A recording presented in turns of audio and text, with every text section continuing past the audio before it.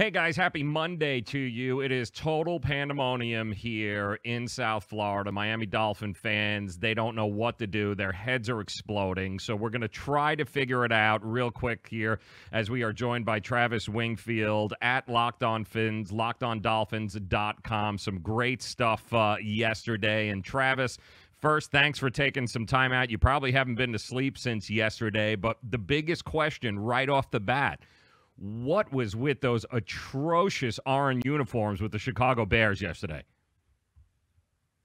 I think they were trying to top the Dolphins look from a couple of years ago on that Thursday night game in Cincinnati. Because, those were terrible. The creamsicle delights are back, I guess. Woo! Those were ugly as ass. But in all honesty, I mean, finish this question because I think it really comes down to this: the Miami Dolphins won this game yesterday because what? Albert Wilson. I mean, it's 2 catches, 2 touchdowns, had 102 yards after the catch on both of them. He broke 2 tackles on both of them, so 4 broken tackles and 102 yards after the catch. The guy is amazing. He has 5 touchdowns this year. That's 4 more than Jarvis Landry, his replacement. About the same amount of yards as Jarvis Landry on about, half the target. So this guy is producing at a highly efficient rate, and he's just something after the catch. You have that ability to break tackles, but also the speed to run after the catch, and he showed that in spades yesterday. Yeah, no, he was absolutely fantastic, but I think we also have to give credit to the offensive line and the job they did shutting down Khalil Mack and that front 7 of the Chicago Bears. What impressed you most about the offensive line yesterday? Yeah, you mentioned the 2 tackles. Khalil Mack actually flipped over to the right side of the formation, which is something he didn't really do much for the Bears before this game, just trying to get a different look for him because Jawan James, the Dolphins' right tackle, shut him out. And then he goes over to Laremy Tunsil, who's a better tackle, and he shut him out too. So both those tackles played really well. The center, Travis Swanson, for 2 games in a row now off the bench in place of Dan Kilgore, has played really well. So the biggest mismatch probably across the NFL landscape, and the Dolphins win it somehow. Yeah, no, it was amazing. Travis Wingfield joining us at Wingfield NFL, LockedOnDolphins.com. How much of it was the fact that maybe the Chicago Bears were gassed in 89-degree humidity and that weather yesterday? I mean, I know we're 6 weeks into the season here, but didn't it look like they were just coming off a bye, very lethargic, like they just weren't ready to play? Yeah, I mean, make no mistake about the fact that the Dolphins do have a home field advantage, and that definitely, becomes tenfold this time of year when the weather is still really, really hot down there. And we saw it last year on a Monday night game. The Patriots come down, and it's nighttime, it's December, and they're still getting gas in the fourth quarter. So put a team from the Midwest down there in the middle of October in that heat with the way they built that stadium and all the sunshine coming down on them. And the reason they wore those hideous orange uniforms, trying to get out of those dark uniforms. And they were gassed. I mean, how else do you describe Brock Osweiler going up and down the field on them than them just being tired and not ready to play? Yeah, it was very noticeable, especially in the first half. The third quarter was kind of where they put it all together. It was the best quarter they had, but they did. They looked like they ran out of steam, especially once you put the ball in the hands of Albert Wilson. But Brock Osweiler, you mentioned it. I mean, social media was like shooting fish in a barrel yesterday. The minute we learned Tannehill was out, Brock Osweiler was in. I mean, Dolphin fans across the world, Travis, were just ripping this move, ripping this announcement, and then all of a sudden they might be singing a little different tune here today. I told my fiance right before the game started, I said, I'm kind of excited that I don't have to really get my blood pressure up today because I'm not expecting much.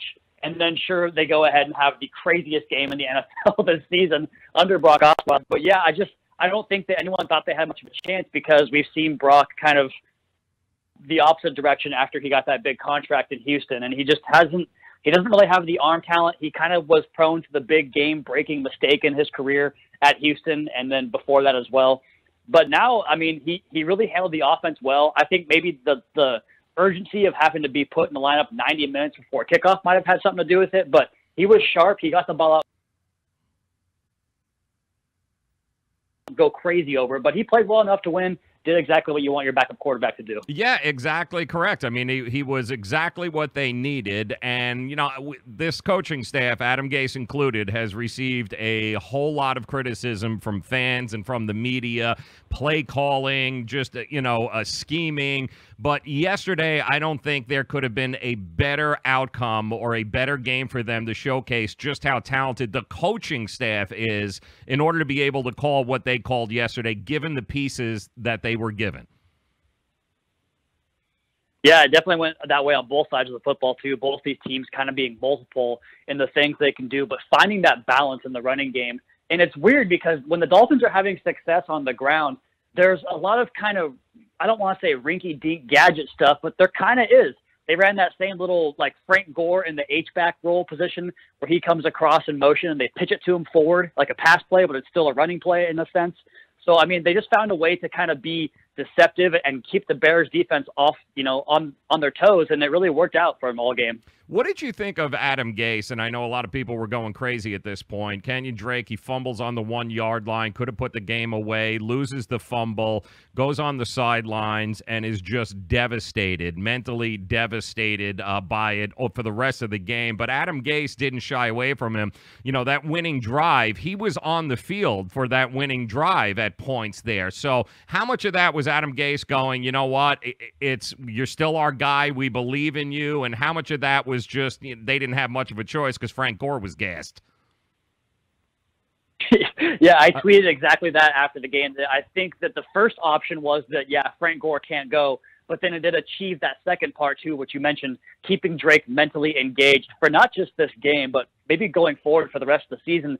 And he's a guy they're going to have to rely upon, especially as a pass catcher out of the backfield. But you mentioned it, Joe. He had 3 of the 4 touches on that final drive for 22 out of the 28 yards. So for all intents and purposes, he got them there to win that game. So big time there for him. And it's really cool to see him kind of have that moment emotionally. I think the shot of him on the sidelines with his head in his hands and Eric Stubbsfield, the running backs coach, over there trying to kind of give him some in the world at that moment. Yeah, Travis Wingfield joining us, LockedOnDolphins.com. Make sure you check it out. Some great stuff. I mean, you want to talk about breakdown. Nobody does it better than Travis does. Head over to LockedOnDolphins.com. Listen, Kenyon Drake, it was a very interesting moment for him yesterday, but now moving forward with this team, do we know what the status of Tannehill is? Do we have any idea? Are we getting any of these hurt players? Are we getting healthier at all moving forward?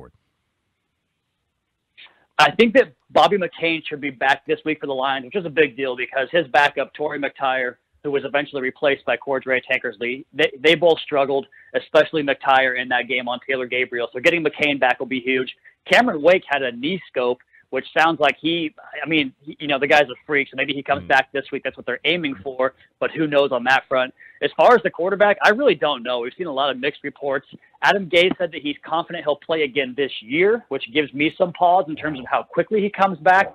But I don't think he's out for the season or for a long period of time just because of the way Tannehill was kind of vibrant on the side.